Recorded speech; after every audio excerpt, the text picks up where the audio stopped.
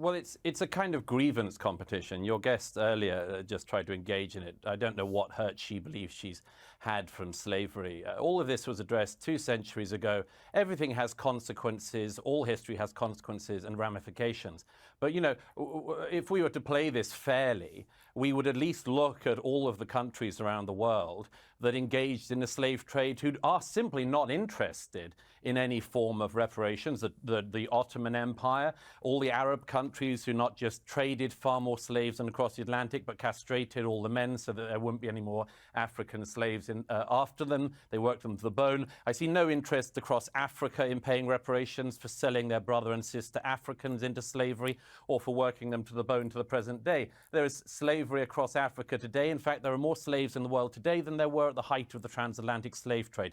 So some of us are simply a bit bored of hearing people ripping at closed wounds and then crying about their hurt or their presumed hurt. Because everybody could do this. 1 million Europeans were stolen by North Africans over the course of decades of the North African Barbary pirate slave trade. Where would you end if you did that? The answer is you couldn't end, because nobody is alive who has actually suffered the hurt, and nobody is alive who did the wrong. And I'd make one other point, if I may. It's always the countries that people want to come to who are put through this struggle session.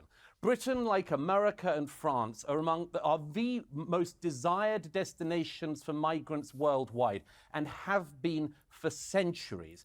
What's going on, everyone? Stocks with Kenny here today, and woo, Douglas Murray. I'm introducing Douglas Murray to my channel. Yeah, this guy knows his stuff. I have his book called War of the West.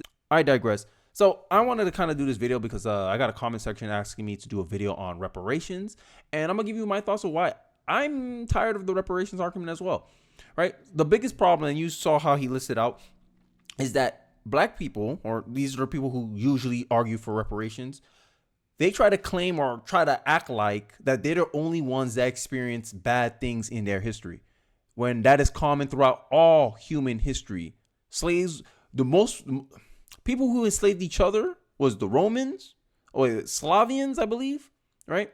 End of the day, the people who do the most in slavery are the people of the same race. So Africans enslaved other Africans. They would have been the majority of slave owners in that instance. But you're not coming after Africa. And this is all it shows, because a lot of people who are for reparations, in my view, are just ignorant of history, human history. They don't look beyond themselves. They only look at themselves. Oh, I've been through all this hurt and pain. Everyone does. Like I said, every human being struggles in life. And to pretend that because of your skin color, you suffered more than other people, that's racism. I'm sorry. That's a racist idea. It's a very self-centered idea. It's a very narcissistic idea. And I can't stand it. Right? Now, maybe I have a different perception because I come from immigrant parents, but hey, why would my Haitian parents come here, bring their butt into this country, meet each other, have me? It makes no sense. If America was a racist country, then you have to go to my parents and tell them, hey, it was a mistake to have your son birthed here because this is the worst place to put him in. But objectively, if you look at all the metrics, it's the best place for black people to do business here. It's the best place for black people to be, to live. I think don't correct me if I'm wrong, but if you were to compare interracial marriage in America versus Europe, Africa, those continents, America has the highest.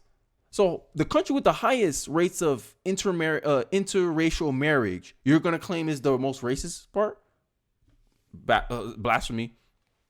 All right. And this is all it is. It's just cry bullying at this point. Right. And I just did a video about the inconvenient truths of racism. Check it out if you want. I'll probably recommend it for this video.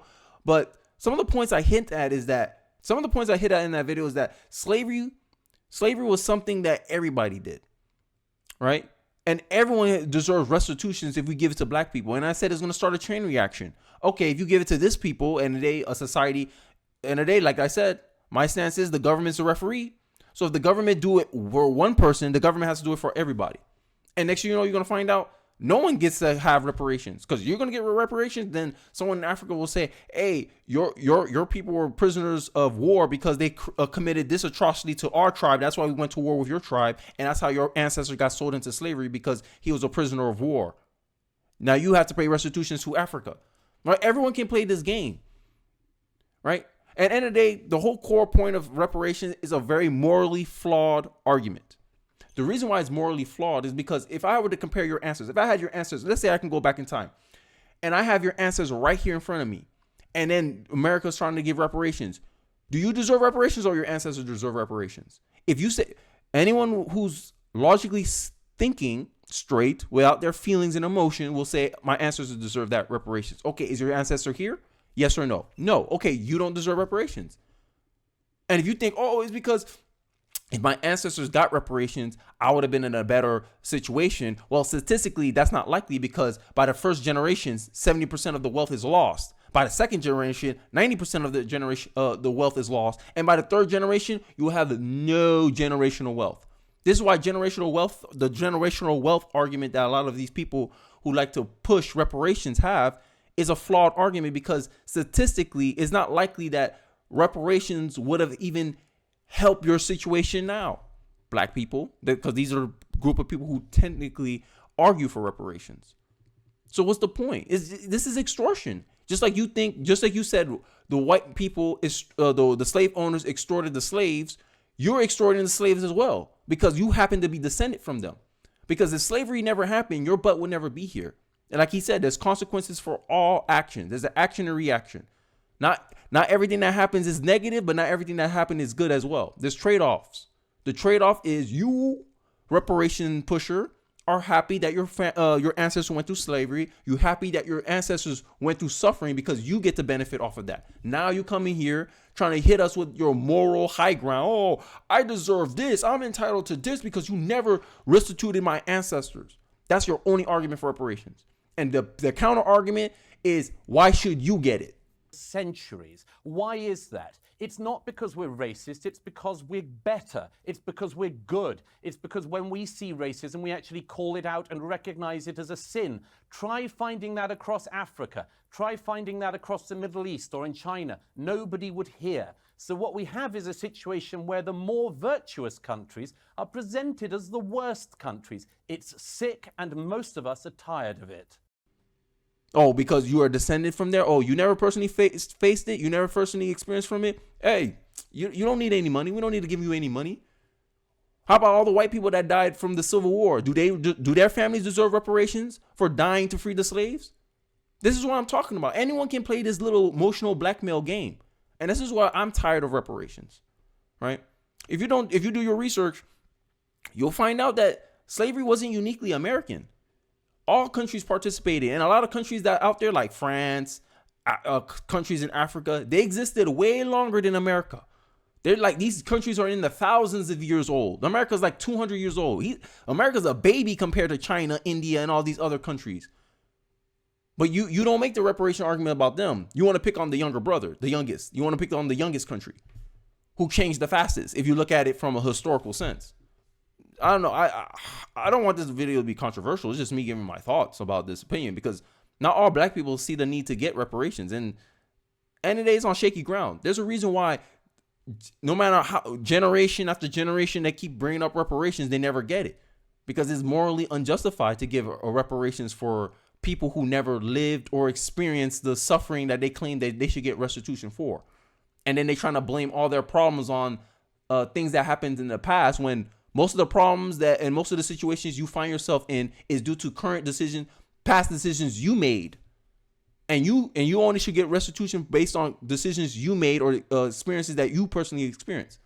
And this is why I always expand the need for reparations. Oh, it's because of slavery. Oh, it's because of racism. Oh, it's because of that. And most of the time, how did you get affected by this? How you negatively get affected of it? And then next thing you know, you start finding out it's other reasons. It's not necessarily because of your race that you experience setbacks and obstacles.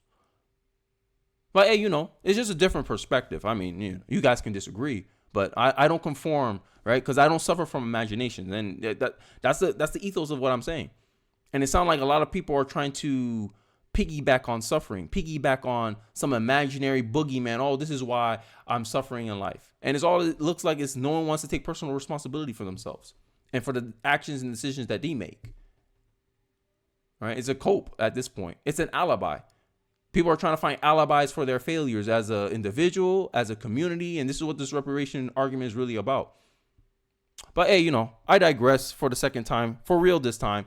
What say you guys? What do you guys think about the whole reparations argument? Are you just as tired of it as I am? Do you think, no, Kenny, this is it's justifiable that we should continue fighting for our restitution? Let me know your comments. Let me hear your thoughts. I'll be willing to hear it out. And don't forget to like, comment, subscribe. Thanks for watching to the end of the video. And I'll catch you guys on the next one. Peace.